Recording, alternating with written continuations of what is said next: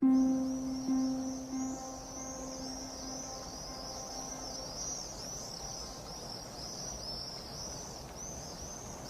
year is 1492. Christopher Columbus is about to embark on his world-shattering voyage to the Americas. And on his way to the coast, he stops off here at Granada.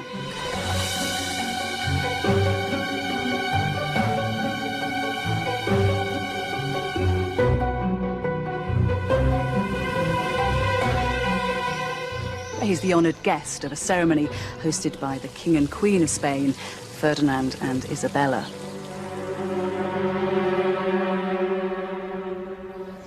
They are celebrating a grand victory. Up until this day, Granada had been ruled by Muslims. But Isabella has managed to wrestle control from them.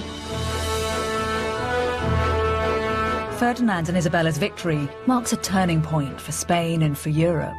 The Middle Ages are over, and the West is about to embark on a new epoch of power and discovery. We tend to think of this as the beginning of an era. In fact, it's the climax of a forgotten chapter in European history, the rise and fall of Islam in the West.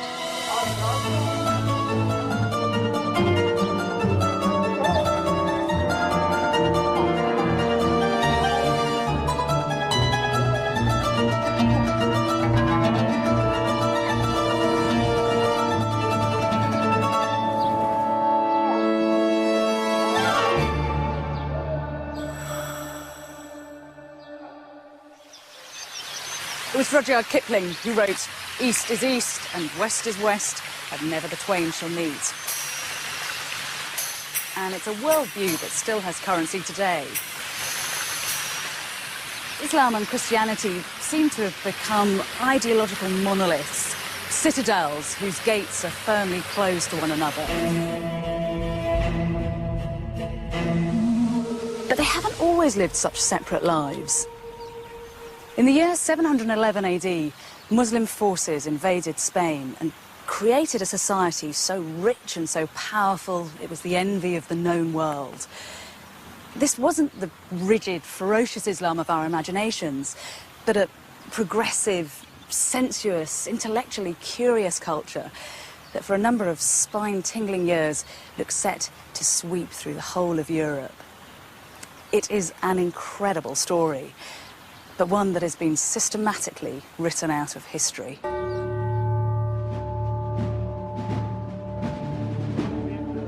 After the Catholic monarchs took over the city of Granada, they began to destroy all evidence that the Muslims had ever been in Spain. In the following century, the Spanish authorities persecuted and expelled 300,000 Muslims and burned as many as 1 million Arabic books.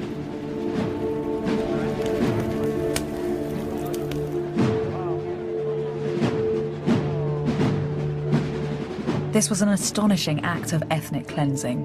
It put an end to a civilization which had flourished in Spain for 700 years.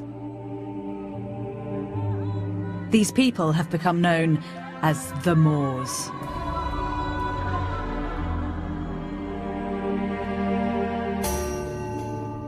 Propaganda, sparked by the Crusades, has given us an enduring image: the diabolical Moor, a dark-skinned, savage, alien enemy. But this character is a complete invention and tells us nothing about who these people really were.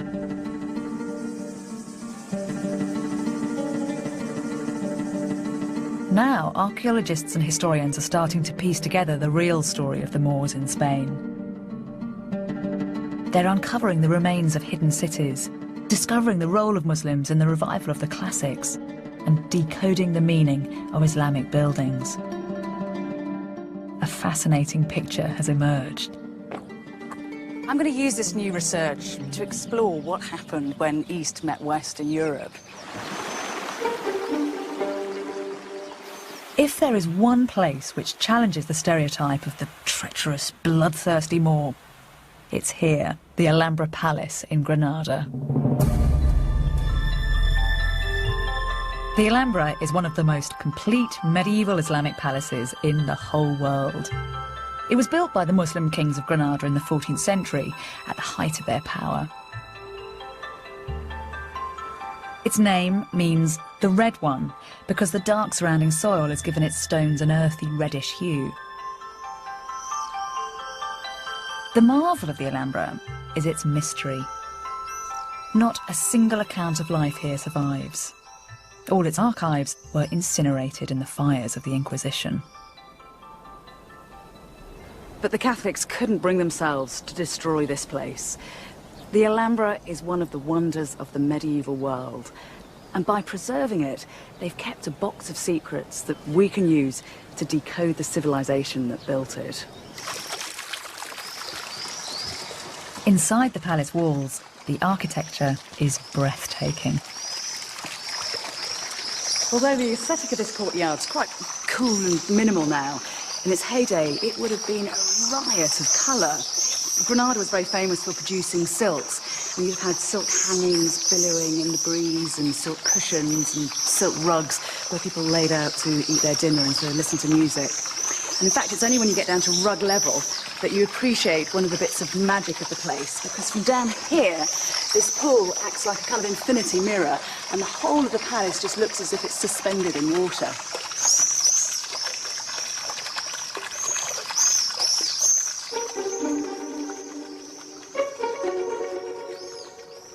Every detail of the palace decoration seems to be part of a scheme. Row upon row of intricate geometric patterns are carved into the woodwork of the walls and windows. This is the throne room. It was the symbolic centre of the palace, and here the Sultan had a kind of psychological advantage over his subjects. Whereas he'd have stood here in an eerie silhouette, they'd have been blinded by the light that came streaming in through these brightly coloured stained glass windows.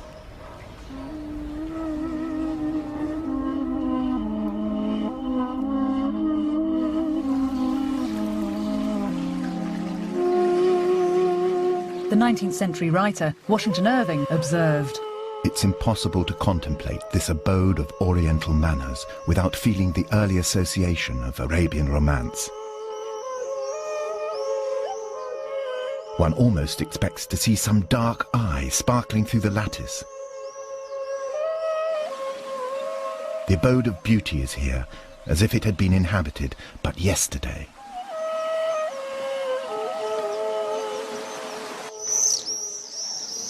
But this is far more than just a beautiful building.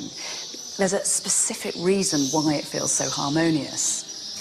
The men who built it had a knowledge of complex geometry which had originated in the ancient world. The first man to set down these mathematical principles was the Greek philosopher Pythagoras. Pythagoras saw numbers everywhere in the universe, but his brilliance was to understand the importance of the ratio between them. Professor Antonio Fernandez Puertas has spent his life studying the Alhambra. He's discovered that the whole of the building, from the ground plan to the wall decoration, is based around one single ratio. I think everything is so perfect because everything is under control of proportion and very, very simple. You notice that there is something magic about these buildings. There is something marvelous in your surroundings. It's very, very simple.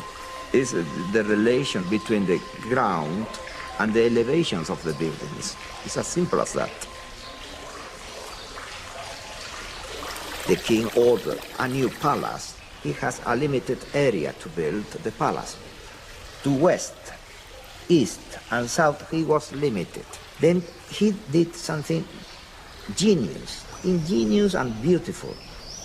The King of Granada asked his architects to harmonise each and every space within the palace according to a single set of proportions, a family of rectangles, each related to the other. If you want to get proportional rectangle, you have the same base. Take the diagonal, put it up, Yes. and you got successive rectangle, proportional rectangle. The key to the Alhambra's design is the simple relationship between the side of a square and its diagonal. If we use the diagonal to make a rectangle, and then the diagonal from that rectangle to make another, we get a progression of rectangles. The fourth rectangle is double the size of the first, and the diagonals in this sequence are in fact the square roots of 2, 3, 4 and 5.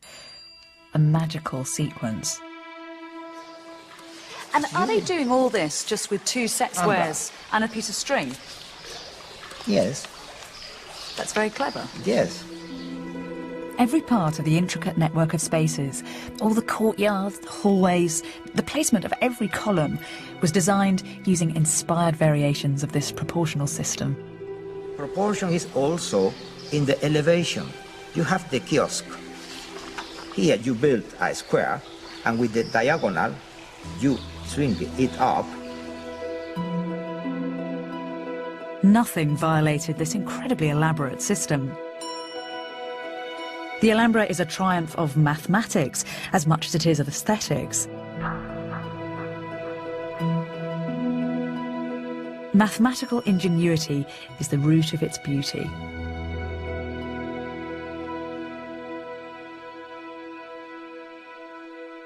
But no one talks about this. Everyone looks at the Alhambra just as an aesthetic experience. When you go to a concert and you listen to Mozart, you listen Beethoven, you listen Verdi, you don't know perhaps music, but you notice that there is something magic. Yes. It happens with that the same. You feel it. The Alhambra is so enchanting. It's all too easy to view it as a fairy tale palace, isolated from history. But that is romantic nonsense. This palace was the product of a very real, very gritty history. The Alhambra was built by a religious empire which, at the pinnacle of its power, dominated land from China to Africa. An empire which had the wealth and intellect to build such masterpieces. An empire whose history goes back to the deserts of 7th century Arabia.